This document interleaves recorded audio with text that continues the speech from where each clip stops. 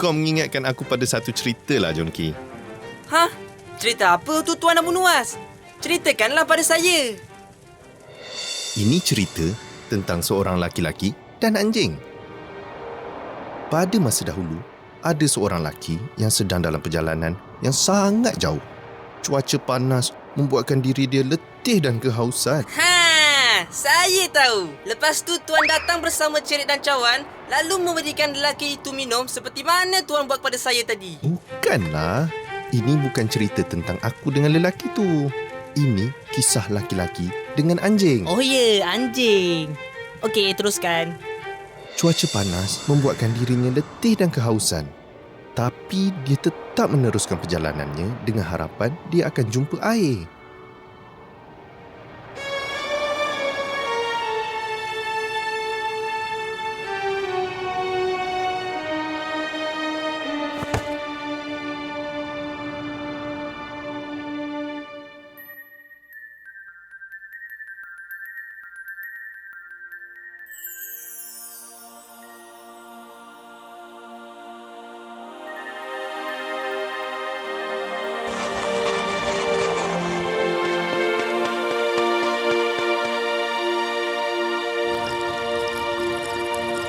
Mana anjingnya?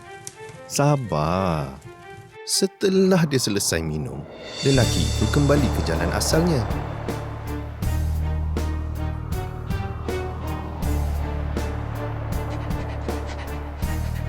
Anjing. Oh, kesiannya. Dia nampak lagi haus dari saya tadi.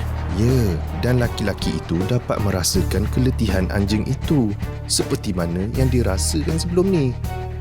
Lalu, dia turun semula untuk dapatkan air untuk berikan kepada anjing tu.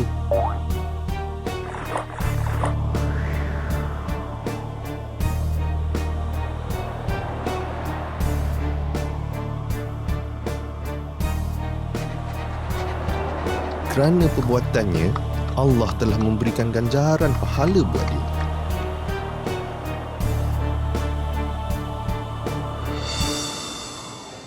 Manusia dianjurkan untuk berbuat baik dengan haiwan.